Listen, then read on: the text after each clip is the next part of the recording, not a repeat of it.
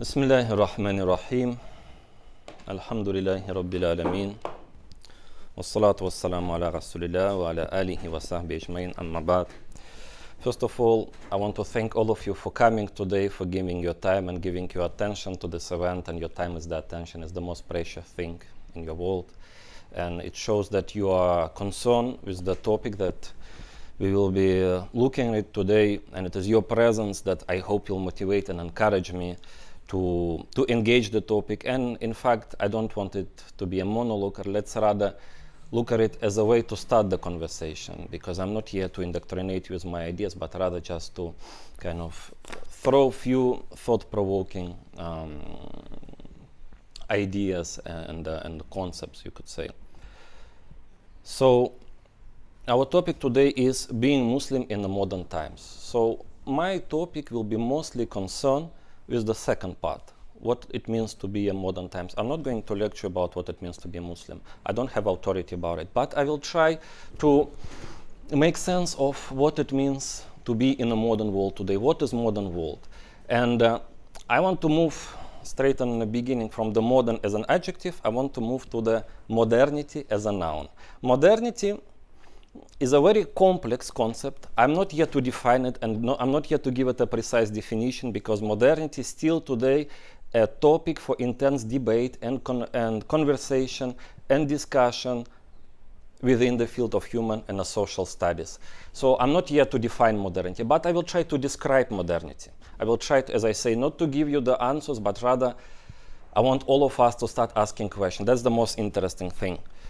So talking about modernity, I want to throw few concepts to start looking at what modernity is. Founder of this institution, Dr. Ian Dulles, also known as Sheikh Abdul Qadir as-Sufi, in his book, Dr.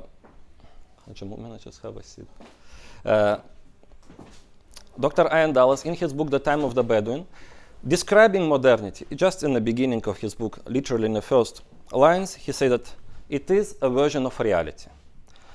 What does it mean? How would we make sense? What do we make of it? If we would think about a person living in modern age today and a person who lived 1,000 years ago in a pre-modern situation, you could say biologically, genetically, we speak about the same humanity, the same human species. Sociologically, we could speak about two different human species who live sociologically in two different worlds, without any exaggeration. When a modern man says church, for him it's the church from the small c. For him it's just a building. When a person of pre-modern time speaks about church, it's the church from the capital C, which is the sacred institution. So the same word has absolutely two different meanings. The same with religion, life, death, war, family. The same words have absolutely different meanings. So we live in the different versions of reality. That's what it means to be a Muslim in the modern times. Muslim who lives in his own version of reality exists in a version reality of modernity. Next step, looking at what modernity is, I would like to introduce another concept. I want to look at modernity as a paradigm. Now, paradigm is the originally Greek word which comes from the para, deigma.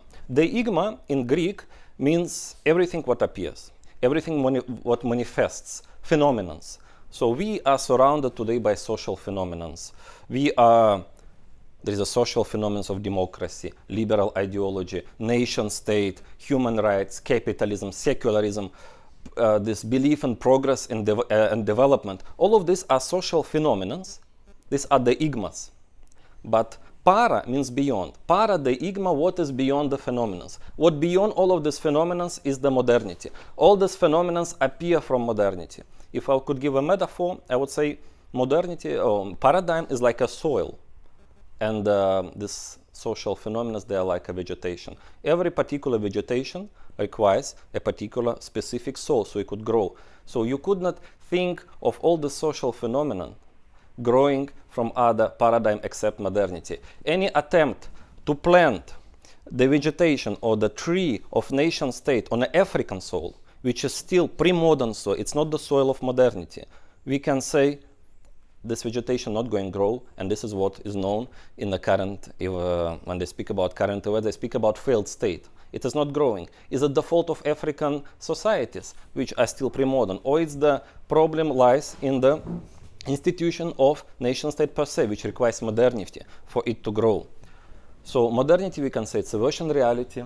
It is the paradigm. Now, all these definitions are more or less, you can say, speculative. If I would try to give something more specific, something more concrete, we can speak about modernity as an epoch. Modern epoch. What is an epoch? Epoch, we can define it as a complete and meaningful period of history. So modernity is this.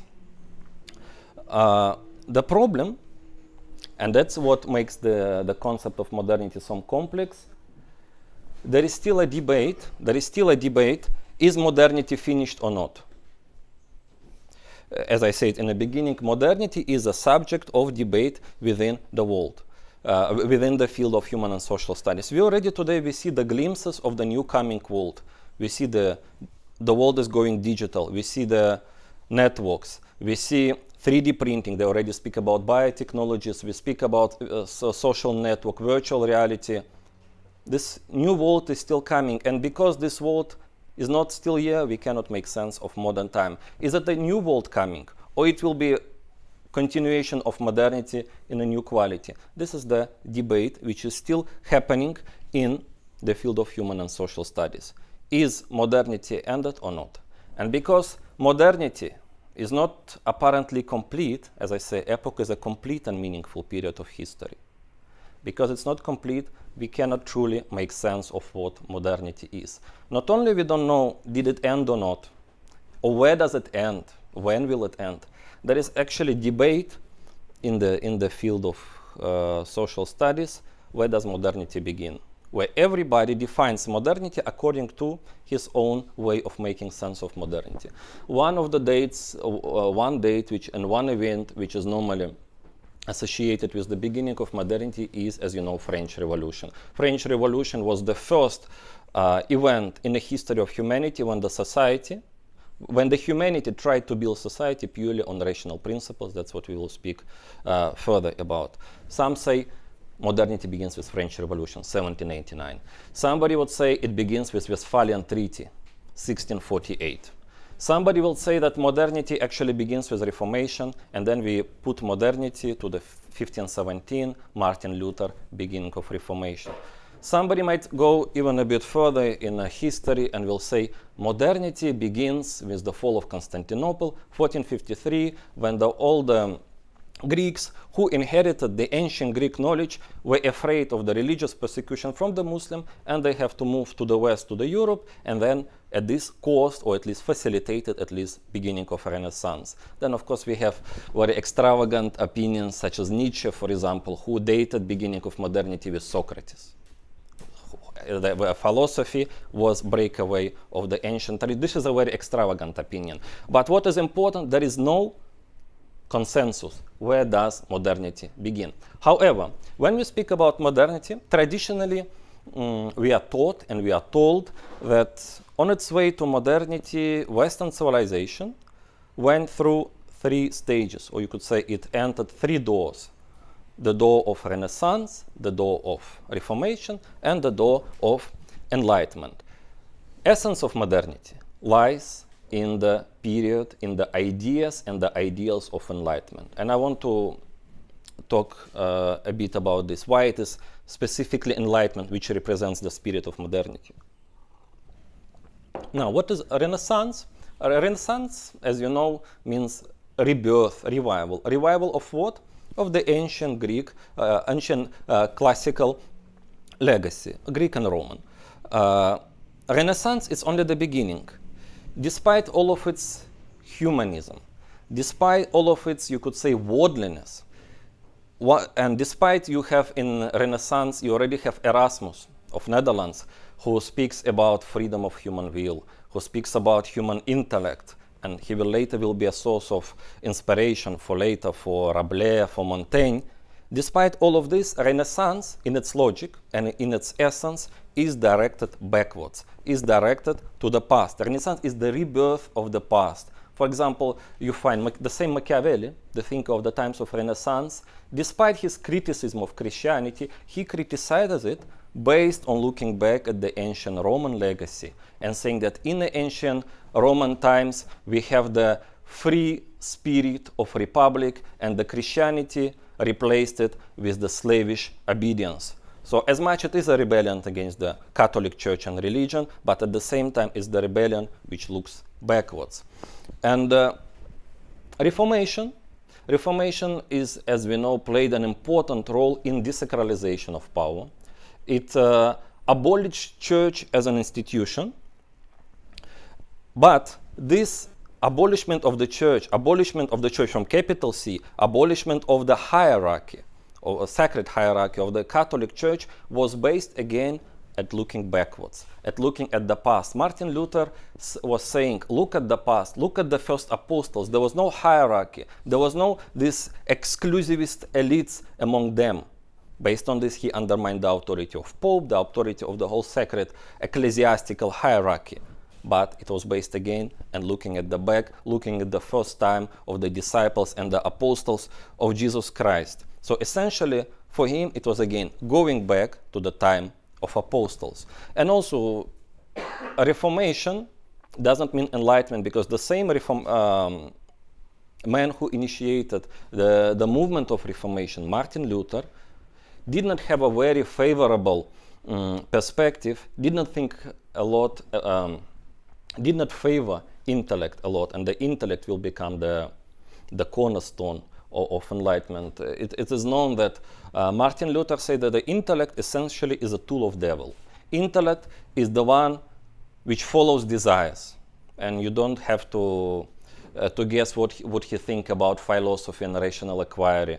It was known that as he himself said, he hated Aristotle, ancient Greek philosopher, and he said that it is so sad that in our times, Martin Luther said, we can only burn Aristotle's books, not Aristotle himself. That's his perspective of the ancient Greek legacy, ancient Greek wisdom.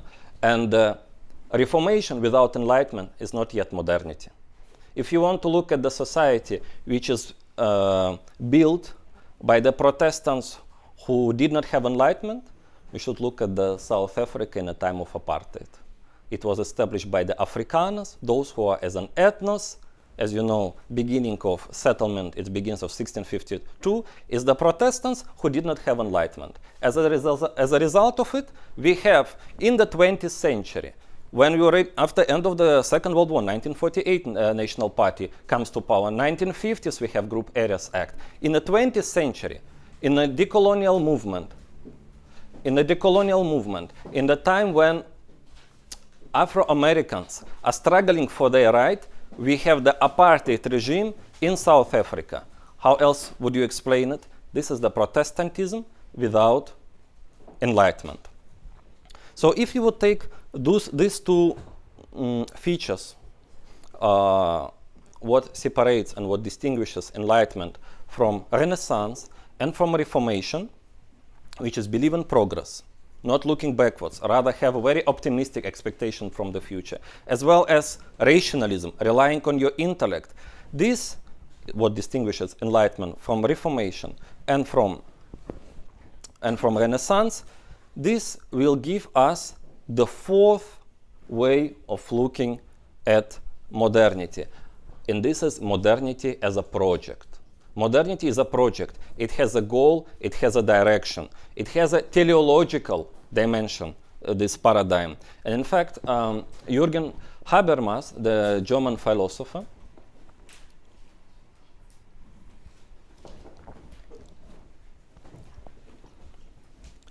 Jürgen Habermas wrote a book which is called Modernity, an Incomplete Project. So modernity is a project. And what is the purpose of this project? According to Habermas, who belongs the same to the philosophers who seek to defend modernity.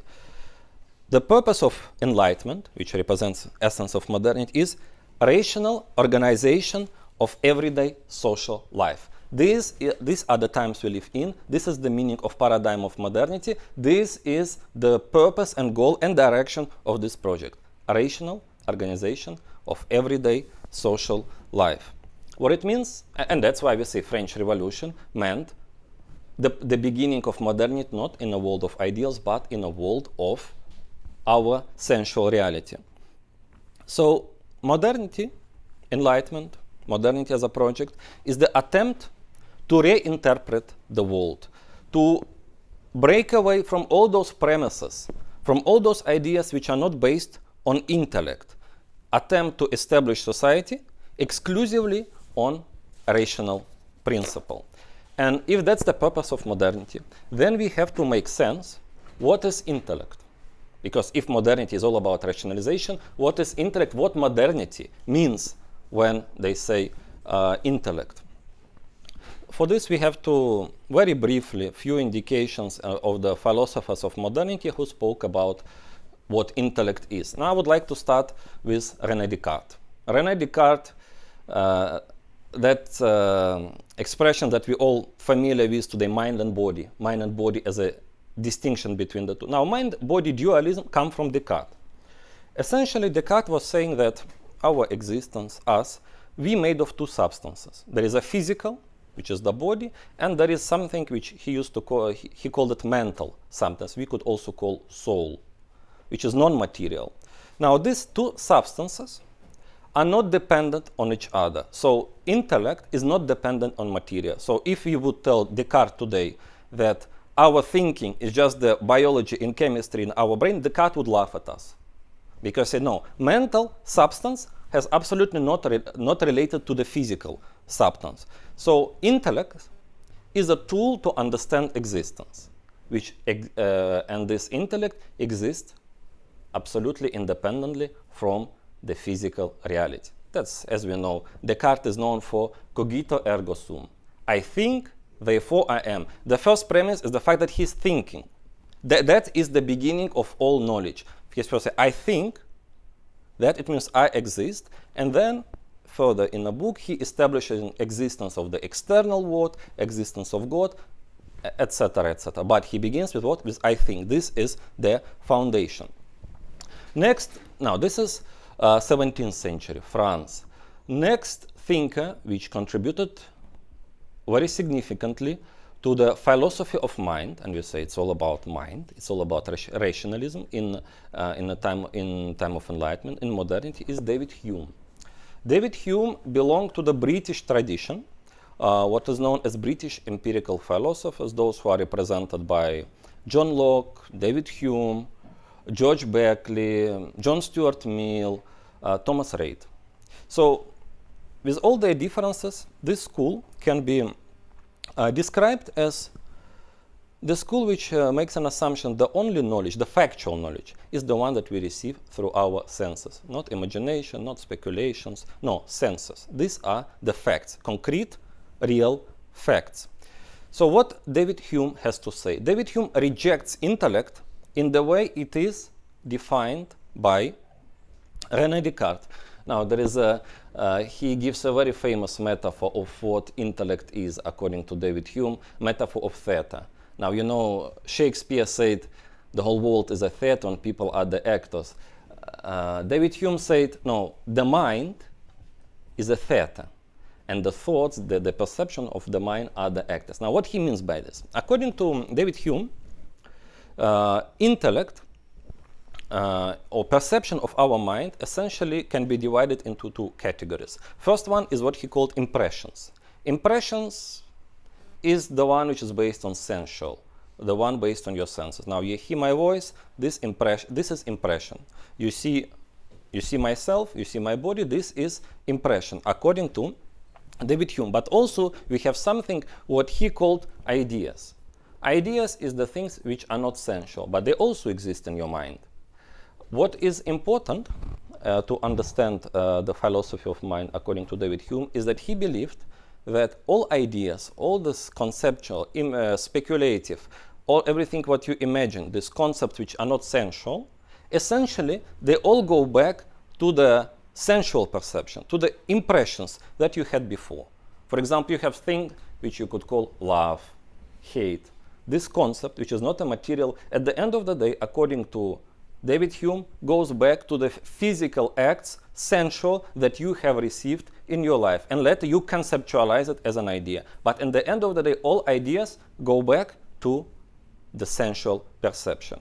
So you have impressions, then you have ideas, and then he says some of the ideas are actually complex ideas. They are one idea made from many ideas. That's how he spoke about God, for example. What is God? God is a very complex idea which can be broken down into many other ideas. Excellence, love, glory, mercy. It can be broken down on many ideas, but all these ideas of mercy and love, at the end of the day, going back to the senses. That's all what intellect is, according to David Hume. Impressions or ideas. What is important is that intellect is, at the end of the day, all the intellect and its activity goes back to sensual perception. And what it means is that intellect, in its field of application, is limited by being applied only to something which can be perceived sensually. Which means that intellect cannot wander into the field of metaphysics. Because you believers, doesn't matter, Muslim, Christians, you say that God exists. Can it be seen? Can it be touched? Can it be perceived through the senses? You can't. So you see, it's a metaphysics. It's beyond our reality. Then it means that it is outside of the field of the intellect, according to David Hume. Next important figure, and very important figure in the thought of modernity, is Immanuel Kant, famous German philosopher, also 18th century. One of the most important philosophers of modernity. According to Immanuel Kant, he said that intellect, and that's the way he defines intellect, can only be applied in our four-dimensional world, within space and time. We have three dimensions. The thing can be, high, wide, and long. And then the fourth dimension is the time, because time and space. Intellect is limited by time and space. Intellect is limited by thinking only about the things which are located in the time and space. Everything which outside of the time and space, again, beyond our knowledge, beyond our understanding, beyond of our comprehension. And according to majority of the scholars and the philosophers of modernity, this definition of Immanuel Kant is the most complete, you can say the most perfect, and more or less the final definition of the intellect of enlightenment.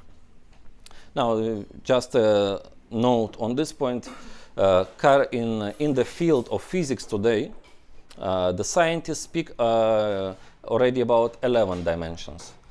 There's 4 dimensions that we live in. There's other 7 dimensions, which are not, in fact, dependent on the 4. And they speak about the 7 dimensions not based on imagination, speculation. No, it is actually mathematical formulas, and it is backed by the actual experiments. So, in a way, we can speak about parallel universes or parallel world, which, of course, beyond space and time, because they're not dependent on this. And I just have to know that those people who speak about it are the scientists. It's not the philosophers and it's not the theologians. It's the scientists. That's the modern science. But if you would go back to modernity, what is the purpose of modernity? We have mentioned. The purpose of modernity is to rationalize our being, our existence. And it doesn't only mean rationalize it mentally, the way we think, but also to rebuild human society from the scratch, from the beginning, to establish a new world which will be established and founded purely on rational principles. Rational principles, intellect here understood from the perspective of enlightenment. As we have said, enlightenment is Immanuel Kant, and the intellect is limited by the 4 dimensions, by the space and time. And why it is very important to understand these aspects of modernity, because it is these ideas of enlightenment will give the birth to the secularism, to the what is known as separation of the church from governance, which in reality is subjugation of the church, subjugation of the religion to the secular public authority. So yes, as much as there was a struggle between Catholic Church and the Catholics or the pre-modern Catholics and those who advocated independent from the church. There was a struggle, you can say, between the Catholic clergy and maybe bourgeois. But in reality, struggle happened on the level of ideas. Struggle between enlightenments and all those dogmas that contradict the ideas of enlightenment. If God cannot be understood rationally, then it means God, religion, and everything else must be rejected and kicked out of social and public life. This is the statement of modernity. And to quote Immanuel Kant on what enlightenment is, Immanuel Kant wrote an article which is called "What is Enlightenment?", in which he tried to define what enlightenment is. So we get the purpose and the meaning of the essence of enlightenment from one of its most distinguished philosophers directly.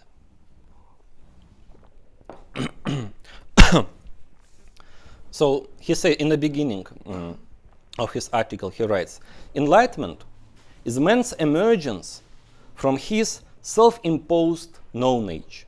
He explains what it is. Knowledge is the inability to use one's own understanding without another's guidance.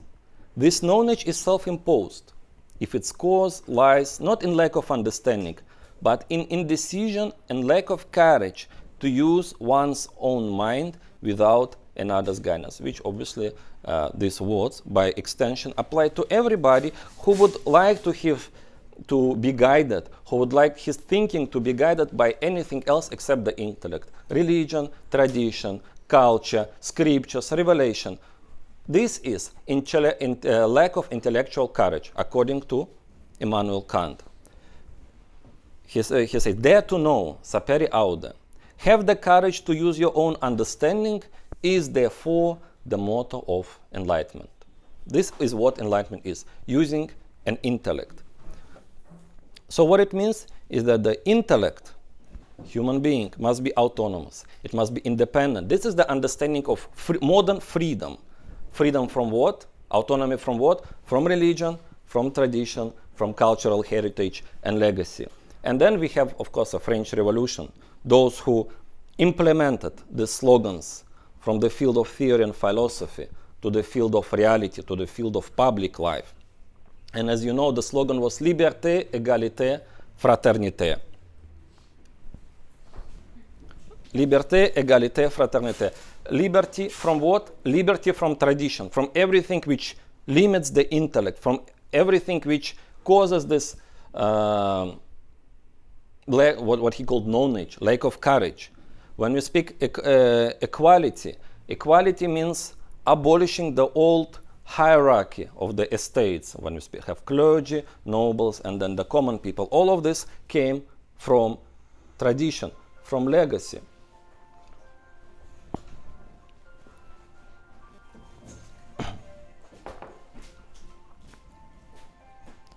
So liberté, égalité, and the last one, fraternity, universal brotherhood.